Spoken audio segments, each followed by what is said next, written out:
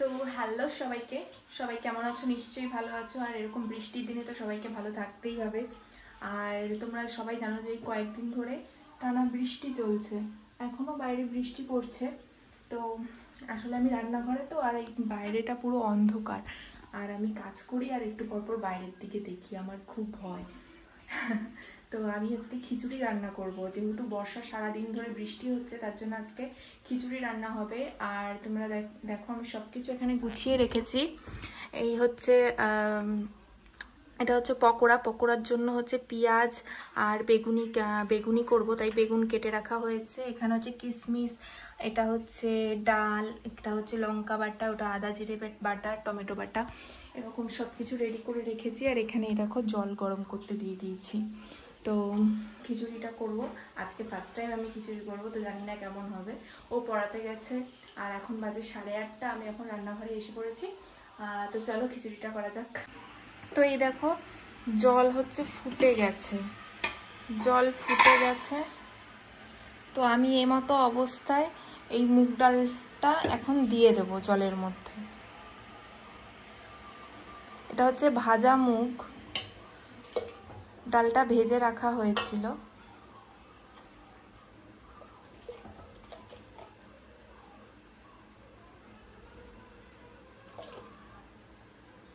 তো ডালটা হোক, নাড়িয়ে দিই, তারপরে আমি চালটা দিয়ে দেব। আর এখানে হচ্ছে আমি এই একটু বাটনা বেটে নেব। আসলে আলোটা আমাদের এই দিকে, আর আমি তার উল্টো, আলোর ঠিক উল্টো দিকে আমি রান্না করছি, যার জন্য হয়তো একটু অন্ধকার অন্ধকার লাগবে। আসলে একটু মানিয়ে গুছিয়ে নিও, আমাদের ঘরদোর খুব একটা ভালো না, লাইট টাইটও সেইভাবে নেই, যার জন্য একটু অন্ধকার অন্ধকার আসছে হয়তো। তো তার জন্য এক্সট্রিমলি সরি। তোমাদের হয়তো ভিডিও কোয়ালিটি একটুখানি খারাপ দিতে হচ্ছে। তো যাই হোক, আমি এখন এই মশলাটা বেটে নেবো। দেখো এটাতে কি কি আছে। এটাতে ধনে দিয়েছি, আর এটা হচ্ছে কি জানি বলে, এই মশলাটাকে জানি কি বলে, আমি নামটা ঠিক ভুলে গেছি। এই মশলাটাকে রাঁধুনি বলে। তা ওই ধনে আর রাঁধুনি আর হচ্ছে এই টমেটো, এই তিনটেকে এখানে হচ্ছে আমি বেটে নেব। এই বাটনাটা আমার এখনো রেডি করা হয়নি, এটা আমি এখন বেটে নেব। তো চলো বেটে ফেলি। তো একদিকে আমি এই এটাতে হচ্ছে ওই চালও দিয়ে দিয়েছি, চাল আর ডাল একসাথে হচ্ছে। আর এইখানে দেখো আমি ওই খিচুড়ির জন্য মশলাটা তৈরি করে নিচ্ছি, এখানে মশলাটা আলাদা করে কষিয়ে নিচ্ছি। আর এই দেখো কিশমিশটা অন্ধকারে হয়তো কিছুই বোঝা যাচ্ছে না। এই দেখো কিশমিশটা ভিজিয়ে রেখেছি। এই দেখো ঘিটা লাস্টে দেব, কেমন হবে আমি জানি না বাবা। ও আসার অপেক্ষায় আছে, ও আসলে আমার একটু হেল্প হয়, ও হাতে হাতে আমাকে অনেক কিছু করে দেয়, আর আমার খুব ভালো লাগে। ও দূরে রয়েছে বলে এখন কথাটা বললাম, ওর সামনে তো এসব বলাই যাবে না, তাহলে আরও পার পেয়ে যাবে, মাথায় উঠে বসবে। ইমা আমার এটা হয়তো পুড়ে যাবে নাড়াই। তোমাদের সাথে কথা বলতে বলতে রান্নাটা যদি খারাপ হয় তাহলে আর বলার নেই। তো তোমরা কিন্তু আমাকে জানাবে যে রান্নাটা কেমন হয়েছে, আমি লাস্টে তোমাদের সবাইকে দেখাবো, আর টেস্টটা কেমন হয়েছে সেটাও তোমাদেরকে বলবো। ওকে, তো চলো করা যাক। জলের পরিমাণটা বুঝিনি, এর জন্য পাতলা হয়ে গেছে। তার মধ্যে এই দেখো একটা আরশোলা, আমি যেটাকে ভয় পাই সেটাই আমার ঘাড়ের উপর এসে বসে। এদিকে রান্না করছি, তার উপর আবার আরশোলা এসে আমার ঘাড়ের উপর বসছে। একটু পরপর নাড়াতে হচ্ছে, নয়তো আবার তলায় লেগে যাওয়ার ভয় আছে। ওদিকে কড়াই গরম হয়ে গেছে। তো চলো রাখি, ও আসলে একেবারে সার্ভ করার সময় তোমাদের সাথে আবার দেখা হচ্ছে। এই যে এখানে সব কিছু বাড়া হয়ে গেছে, এই পকোড়া ভাজা হয়ে গেছে। এবার এইটা ও খেয়ে এসেছে, তাই এইটুখানি খাবে, যাই নিয়ে যাই।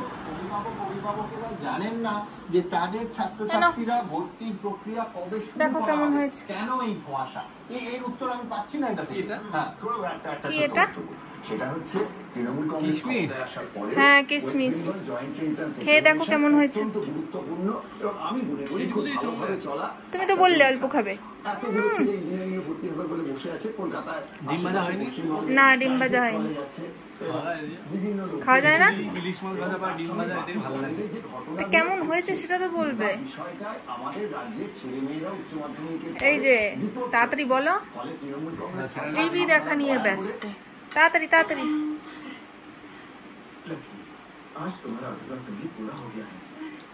মানে মোটামুটি মানে কোনোদিনও এদের করে নাম পাওয়া যাবে না, বিশেষত এই বরের জন্য। আমি আজকেই শেষ করবো, আমি বলে দিলাম। আমি আর তোমাদের জন্য কিচ্ছু করবো না। লোকের বাড়ি থেকে সবসময় খেয়ে দিয়ে চলে আসে, জানো না, আর আমাদের বাড়ি এসে কিচ্ছু খায় না। এটা আমার বাড়ি না। আচ্ছা ঠিক আছে, আর বকবক করবো না, এবার আমি খাবো, আমার খিদা পেয়েছে। তো আমরা খেতে থাকি। আর খিচুড়িটা কেমন হয়েছে, আমার কেমন হয়েছে গো খিচুড়িটা? তা মা বলেছে সুন্দর হয়েছে, ঠিক আছে। তো আমারও খিদা পেয়ে গেছে, এই দেখো এক থালা নিয়ে আমি বসে পড়বো।